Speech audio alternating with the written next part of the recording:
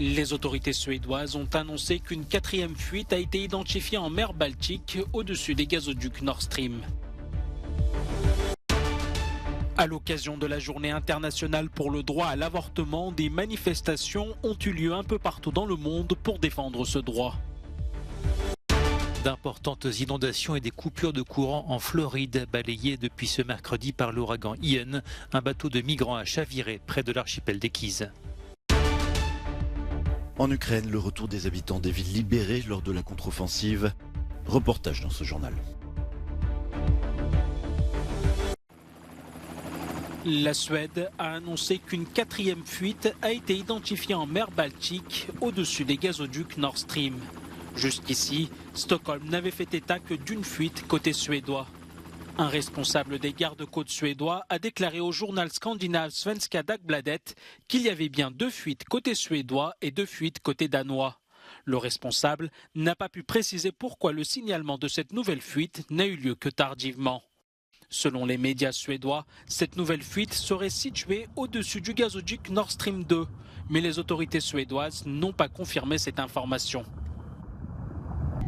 Après le sabotage présumé des gazoducs Nord Stream, la Norvège décide de renforcer sa sécurité autour de ses installations. Oslo est désormais le principal fournisseur de gaz pour les pays européens.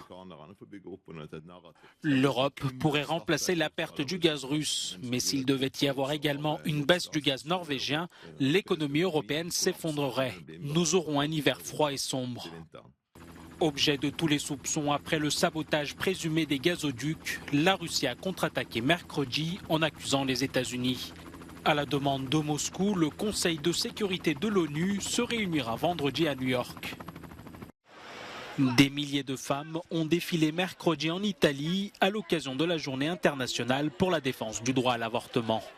Après l'arrivée au pouvoir de l'ultra-conservatrice Giorgia Meloni, les Italiennes se mobilisent pour défendre la loi qui dépénalise l'IVG depuis 1978. Elle a déjà prouvé qu'elle ne respectait pas les droits fondamentaux, à savoir la protection de nos droits en tant qu'êtres humains et de nos libertés. C'est pourquoi il est normal de s'inquiéter. Mais en même temps, peut-être que l'arrivée de Giorgia Meloni nous incitera à descendre encore plus dans la rue et à nous battre pour nos droits. En France aussi, des milliers de personnes sont descendues dans la rue pour défendre le droit à l'IVG. Les manifestants, en majorité des femmes, ont scandé des slogans comme « Mon corps, c'est moi et je décide ». Certaines avaient des pancartes montrant un cintre avec l'inscription « Plus jamais ça ».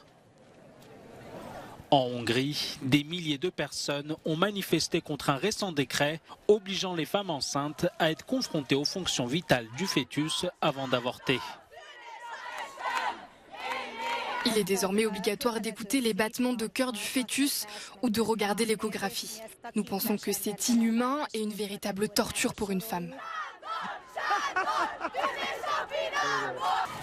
Bien que l'IVG soit légal depuis 1953, le Premier ministre ultra-conservateur Viktor Orban multiplie les mesures contre ce droit. Des vents extrêmement puissants balayaient ces dernières heures la Floride, frappée de plein fouet par l'ouragan Ian. Accompagné de vents soufflant à plus de 185 km/h, Ian a touché terre mercredi sur la côte sud-ouest de l'État, provoquant d'importantes inondations et des coupures de courant. Près de 2 millions de foyers étaient ainsi privés d'électricité mercredi soir en Floride. Certaines villes comme Punta Gorda étaient plongées dans l'obscurité, tandis qu'à Naples et Fort Myers, des rues étaient entièrement inondées. Par ailleurs, près de l'archipel des Keys, les gardes-côtes étaient à la recherche de 20 personnes portées disparues après le naufrage d'un bateau transportant des migrants. Jusque-là classé en catégorie 4 sur une échelle de 5, Ian est redescendu au niveau 3 ce jeudi alors qu'il poursuit sa route à l'intérieur des terres en direction de l'Atlantique.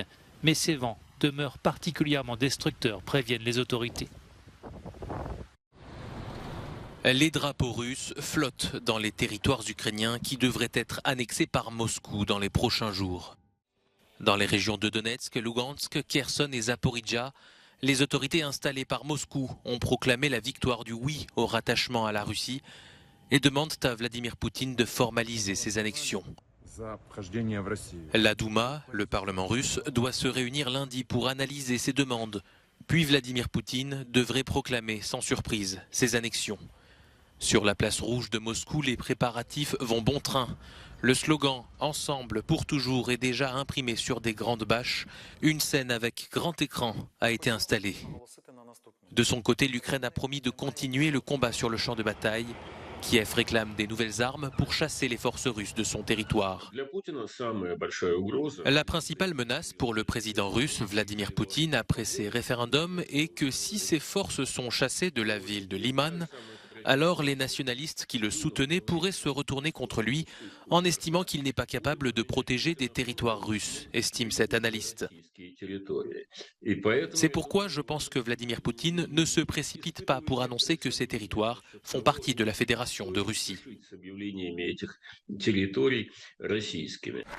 Comme ce fut le cas en 2014 avec la Crimée, l'écrasante majorité de la communauté internationale, y compris l'Inde et la Chine, rejette la légitimité de ces référendums qui violent l'intégrité territoriale de l'Ukraine. Les États-Unis, le Royaume-Uni, le Canada et de nombreux pays occidentaux ont déclaré qu'ils ne reconnaîtront jamais ces annexions. L'Union européenne envisage d'imposer de nouvelles sanctions en proposant notamment de plafonner le prix du pétrole russe et d'apporter de nouvelles restrictions commerciales à l'encontre de Moscou. Il y a à peine 15 jours, la petite ville de Vysokopilia, dans la région de Kherson, était encore sous occupation russe. Depuis 6 mois, les habitants ont vécu dans la crainte. Ils racontent aujourd'hui les violences et les humiliations que leur infligeaient les soldats du Kremlin. Volodymyr montre les tombes de ses voisins et ne peut s'empêcher de pleurer en pensant à eux. Voici la tombe de Loukhachev qui a été abattue à l'usine de briques. Celle-ci est celle d'une personne tuée dans son lit. Ici se trouve un couple, les Lanevitch, Svetlana et son mari. Désolé, je ne peux vraiment pas. Les habitants reviennent progressivement, car Vysokopilia a été parmi les premiers villages libérés lors de la contre-offensive des forces ukrainiennes. En fuyant, les soldats russes ont laissé derrière eux quelques souvenirs calcinés. Ma fille âgée de 4 ans sait ce qu'est un grade. Là c'est un ouragan, puis là voici un char et un mortier. À 400 km de là, dans la région d'Izium, la guerre a également transformé les paysages, des forêts devenues cimetières. On estime qu'un millier de personnes sont mortes dans cette ville martyre du conflit depuis le début de l'offensive russe.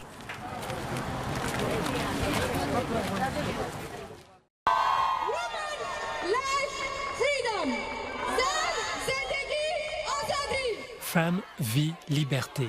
Ces 3 mots sont scandés par des manifestants pour dénoncer l'attitude du gouvernement iranien. Réunis mercredi devant le Parlement européen à Bruxelles, les participants ont voulu saluer la mémoire de Mahsa Amini, cette jeune femme de 22 ans morte après avoir été arrêtée par la police des mœurs en Iran. Les manifestants demandent aux 27 États membres d'agir.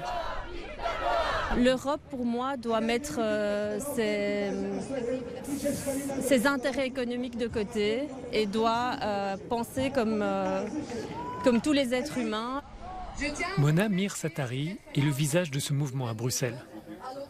Elle explique le quotidien des femmes dans son pays, où elle n'a pas encore mis les pieds et où elle souhaite se rendre. C'est comme ne pas avoir de choix, pas de liberté d'expression. Si vous allez dans la rue pour manifester, vous vous faites tuer, comme le régime le fait actuellement au cours des manifestations. Il tire à balles réelles. C'est tout simplement dangereux de descendre dans la rue, mais les gens continuent de le faire parce qu'ils n'ont plus rien à perdre. À l'instar de son père, Mona manifeste depuis longtemps. Elle souhaite que les 27 utilisent leur influence contre le régime iranien afin que l'Union puisse agir et réagir quand elle le souhaite. La première chose, la chose la plus importante à faire est de lutter contre la fermeture d'Internet. Car si on a accès à l'information, on peut faire plus. Mais si le web est coupé à chaque fois, les gens l'oublient. Mais nous avons besoin que les gens agissent immédiatement et l'Union peut le faire. Le chef de la diplomatie européenne a condamné l'usage disproportionné de la force en Iran. Josep Borrell souligne que toutes les options, y compris des sanctions économiques, sont sur la table de la prochaine réunion des 27 ministres en charge des affaires étrangères. Il garde également à l'esprit l'accord sur le nucléaire iranien qu'il espère pouvoir relancer. Ce texte historique, conclu en 2015 après de nombreuses années de négociations, a été déchiré par le précédent président des États-Unis. Depuis, les discussions d'une relance patinent.